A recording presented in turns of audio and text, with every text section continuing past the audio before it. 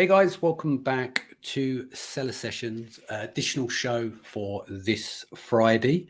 Time now is SellerPoll. It's this regular time of the year. Voted started about 2 weeks ago and we'll be closing. We'll do a live final on Thursday, the 25th of November, probably around 7 p.m. on that one.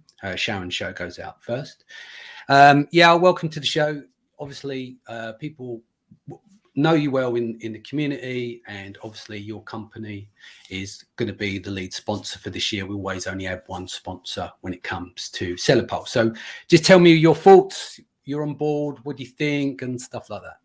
About SellerPoll, I'm actually curious to get the result. You didn't want to tell me, so I'm waiting. I can't tell anyone. That's the thing. I get asked all the time about telling. I don't tell sponsors. I don't tell my wife or anyone. And it's better that way, because then that way, secret. If you don't tell anyone, then you can't tell anyone, and then people actually see the results when there's the results. Right. So we think that the organization of SellerPoll, I know it hasn't been always easy, and many people come to you and ask you, but I think overall it gives sellers a great idea of who are there, to help them, who are the best service providers and favorite, not best. Favorite. Best is subjective. Yes, exactly. But very often favorite comes with quality. I mean, I don't know many people who like service providers who give a bad service, right? Yes. Yeah. Well, you're not going to vote for them, right? Yeah. Right. Exactly. So it's a very positive thing, and we really wanted to be part of that. Yeah. So what I'm going to do quickly, I'm just going to quickly go through the rules again. It hasn't changed. It's the same every year. There's the same 9 categories. I often get asked, can we have, additional category for this, and this? And what from my experience from doing awards back in the music industry, you end up with 35 of them. And then what you're going to have is the best new Lithuanian software company that launched in the last 18 months. And what it does, it devalues the awards because there's too many of them. Right. It's like being bestseller on a subcategory, right? Yeah. And so what happens with those kind of things is, like, you can never win with awards. There's always going to split opinion, and you're going to get people that are going to be unhappy, and the people that are happy. Often the people that are happy are the ones that end up being involved. The ones who are not involved are unhappy. Then next year they provide a great service or they do a great podcast and stuff, and then they come up and then they're suddenly happy and they like the award. But that's just the nature of the beast. It's just human nature. Right. So we'll go through quickly through the awards again, because I get often asked, like, to me, it's like, well, we're not in the drop down menu. I think that's really unfair. And I have to explain to people, I can't play God with the awards. Right. You are in there because it's voted. It's voted for by the community. It's not voted as like a committee. Right. So the way it starts, all the way from since the beginning. So the first week when we started in the beginning, there are entry fields that people putting their names in, right? Because it's a freeform field. So from each year as it elapses, what happens is the top 15 from last year will appear in the drop-down menu, but you can obviously add who you want in the freeform. And then what happens, these start to update. And so what happens as the votes come in, those people in the top 15, there'll be new people to come in the top 15. You might drop out because it's done on a weekly basis on the drop-down menu.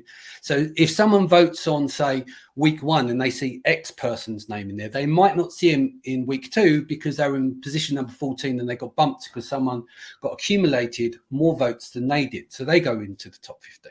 Does it make sense? And this is why I do the leaderboard as well. So it's transparent so people can see the positions throughout the run of the awards.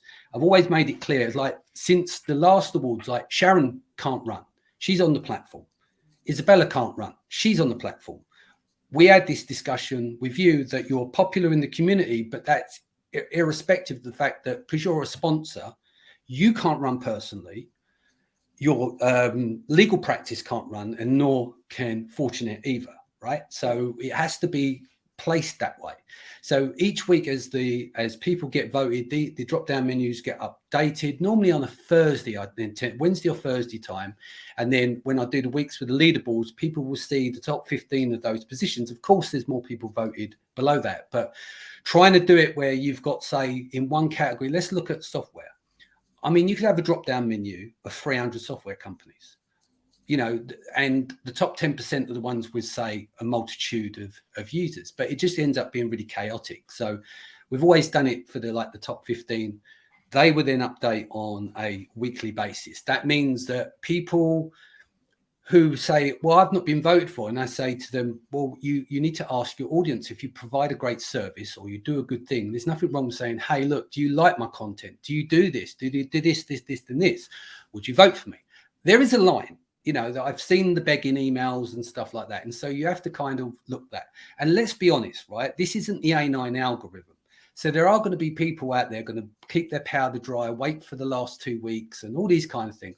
But that is just part and parcel of what goes on. It's my job to do my best to make sure that it's as fair as possible. And the only way to make it fair is if other people vote. Now, you get people that will complain because they go, well, I don't want to ask my audience. I think it just be done naturally.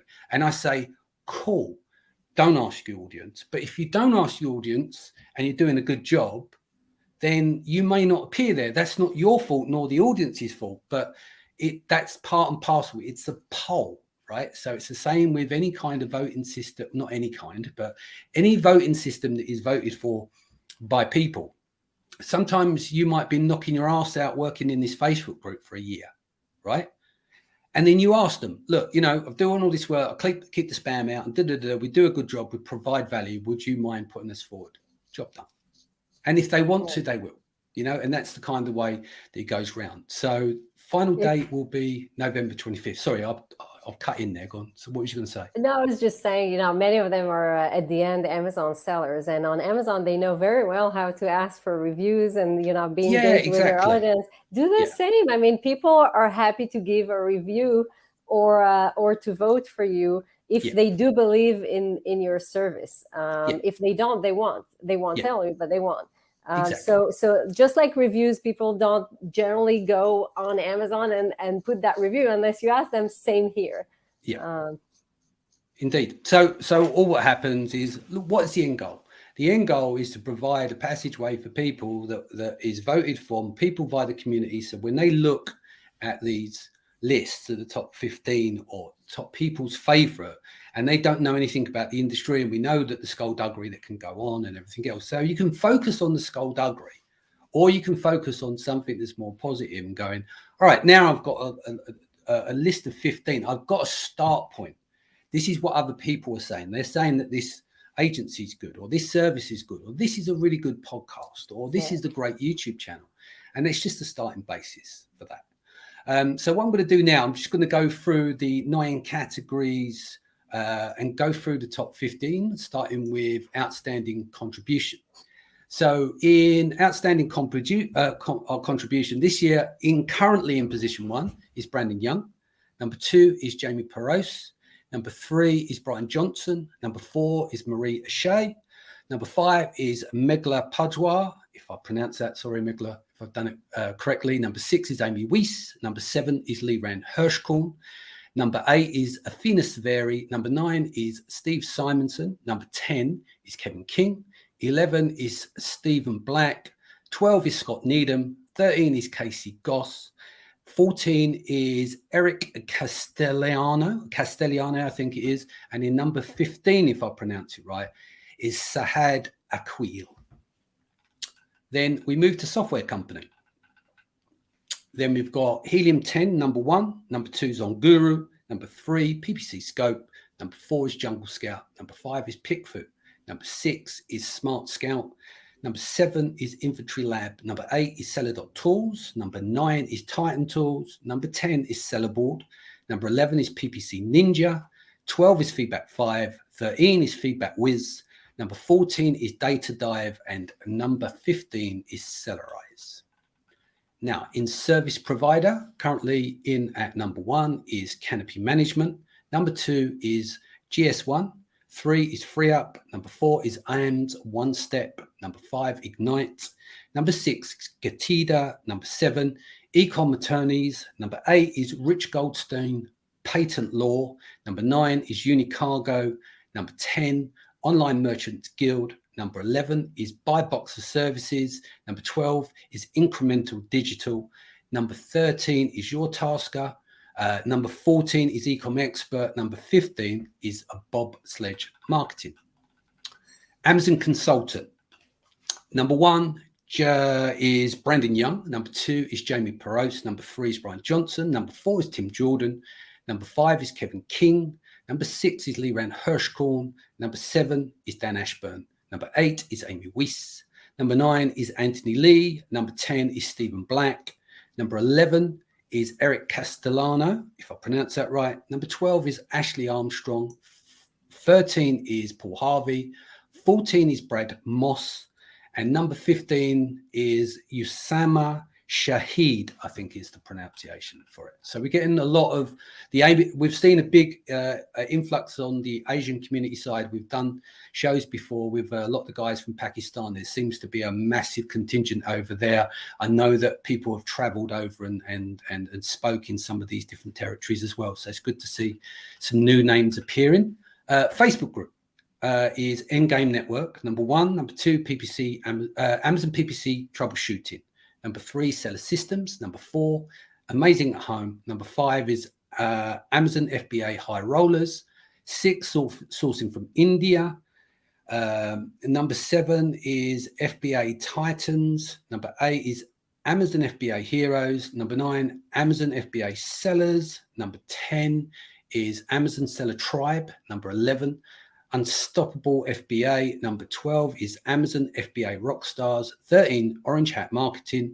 Number 14 is Amazon FBA Competitive Edge. And 15 is Sourcing with Kian.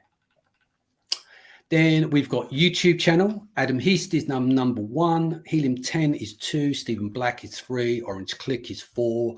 Brian R. Johnson is 5. Jungle Scout is 6. Amazon Lit is 7. Number 8 is amazing.com. Number 9 is Full-Time FBA. Number 10 is Sama Brax. Number 11, Private Label Masters. Number 12 is Sourcing with Kian. Number 13 is Brock Johnson. 14 is Seth Kniep. And 15 is a Viral Launch. Now for podcasts, Serious Seller Podcast is number 1. Number 2, Amazon FBA Seller Roundtable. Number 3, The Asian Seller. 4, the Smartest Amazon Seller. Number 5, ZonCon Podcast. Number 6, the Amazon Seller Podcast. Number 7 is Lunch with Norm. Number 8 is E-Commerce Momentum Podcast. 9 is Ecom Crew. 10 is Awesomers.com. 11, the Amazon Entrepreneur. 12 is the Amazon FBA Private Labeler Show. 13 is Crossover Commerce. 14 is Follow the Data. 15 is Keyword, the Amazon Insider Podcast.